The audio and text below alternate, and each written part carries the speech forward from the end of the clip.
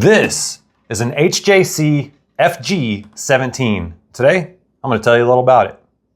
I'm Duke. And I'm Jim. And this is Moto Gear Review. We need a clicker. FG 17, take 2. What do I think about it? I think this helmet is awesome for $200, a fiberglass shell. I've got so much to love about this helmet, and I'm going to tell you about. The FG 17. Gonna run through the specs real quick, and then I'm gonna get into my personal opinion, my likes and my dislikes on this helmet. This shell is fiberglass composite. The words sound a little confusing because it has composite. You might think it's plastic, and maybe it is, but it is a fiberglass shell. The shell comes in 3 different sizes. This is the medium to large because my head is a large, and so that's the medium size. The weight of this helmet is modified. So I've got a GoPro mount here, and I've also got a Cena mount and the speakers in it. I did take the little control module off, but it's got the speakers in it. But with those modifications, the weight of this helmet is 61.25 ounces. Not heavy, not real heavy. Who's gonna use this helmet? Primarily sport bike riders, but anybody that likes cruising fast, this helmet's for you. Now there's two reasons I say that.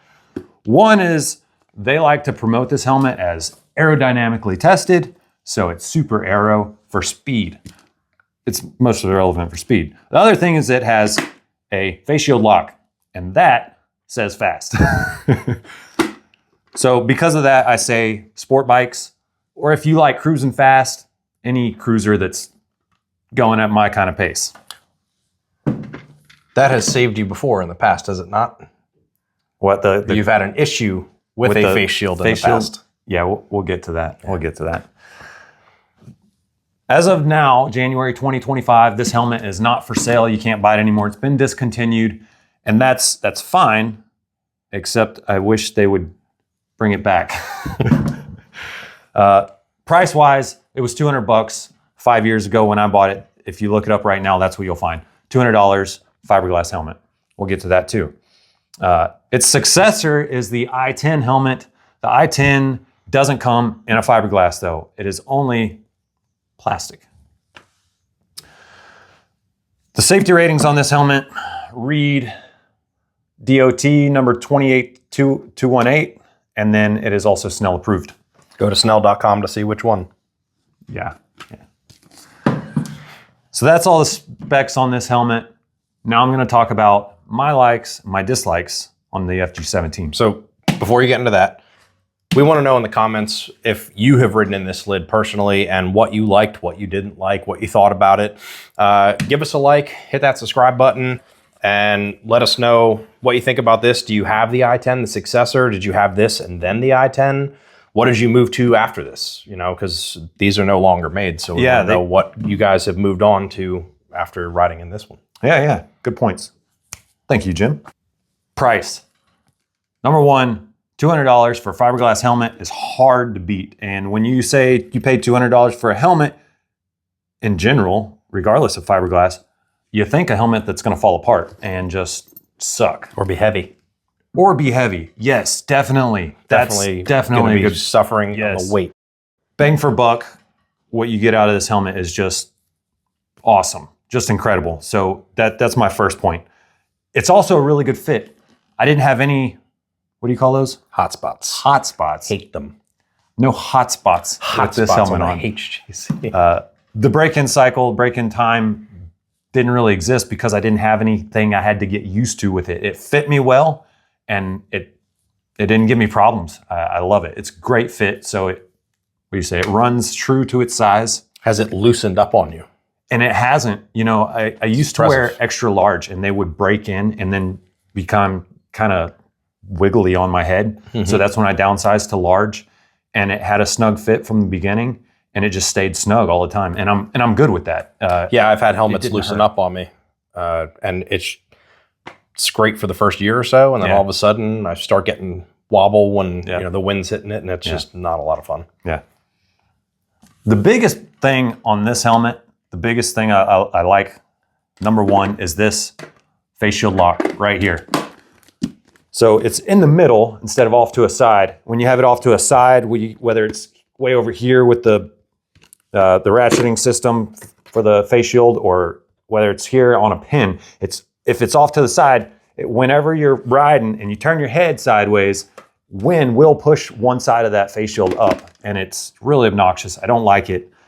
This one just blows them all out of the water. All my experiences with pin locks or face shield locks just don't compare. This face shield lock on this is phenomenal. It's easy to use. It's never malfunctioned or broke on me. No gloves have been made it difficult to use. It's just been a really, really good face shield lock, and I love it on this helmet. I wish. And if you do have a problem with it, all you have to do is replace the face shield.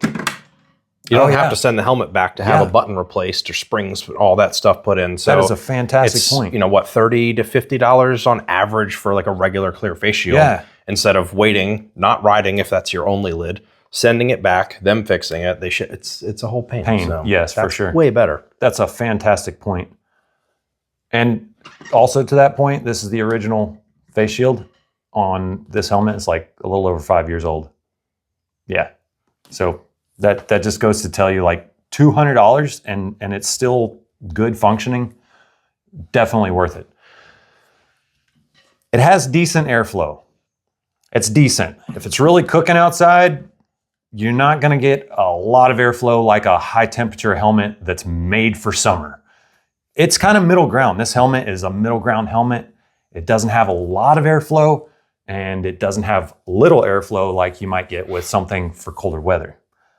So airflow's okay. We'll get back to that. Another thing I really liked about is the speakers.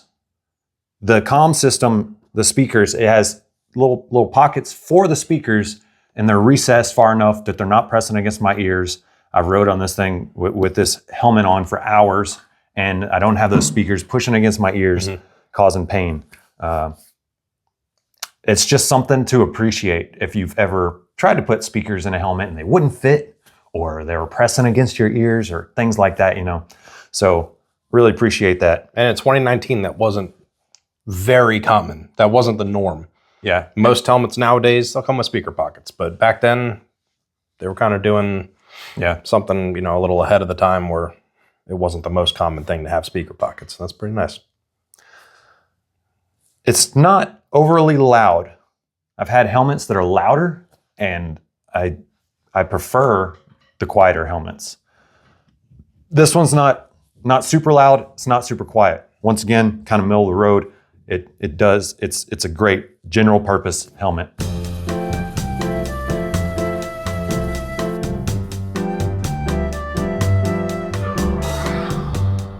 This is a really good general purpose helmet. You know what I mean? It's good for editing.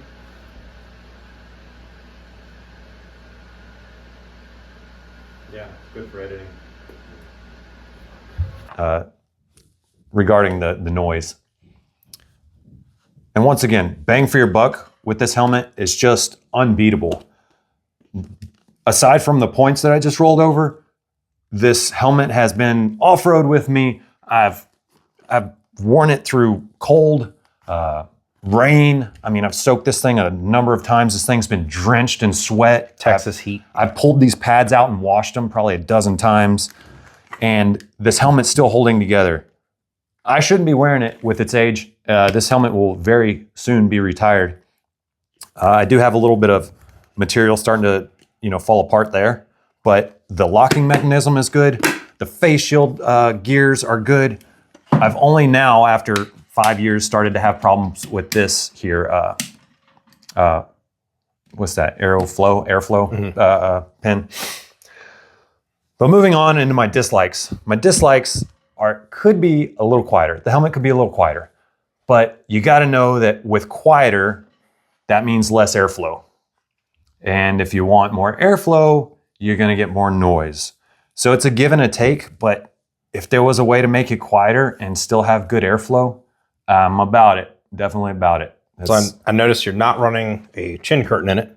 No which chin will curtain. add to noise, add to airflow.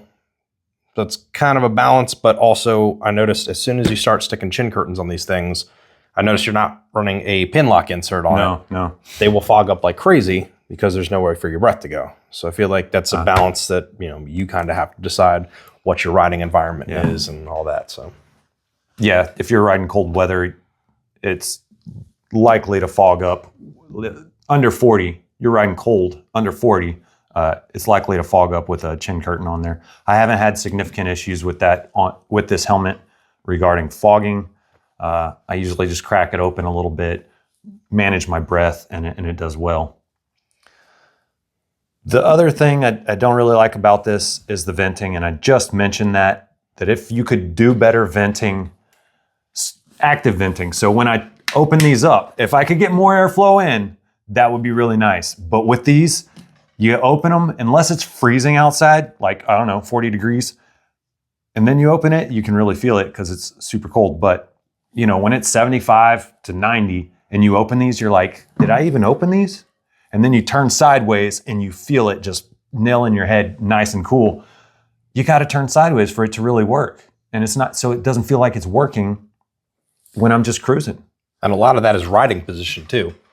Because I've had helmets where, if I'm turning my head side to side, I can feel it start coming through. And as soon as I'm looking straight, like, I don't really feel anything. Yeah. Sport bike, if you're more tilted forward sometimes, you get a little more flow. If I'm on, my sport tours, stuff like that, I'm a little more upright. All of a sudden, that airflow is gone. So it's kind of hard to get, a helmet that really flows in all directions. So I guess you could test it, see what your riding position usually is, what kind of bike you're on, that kind of stuff. But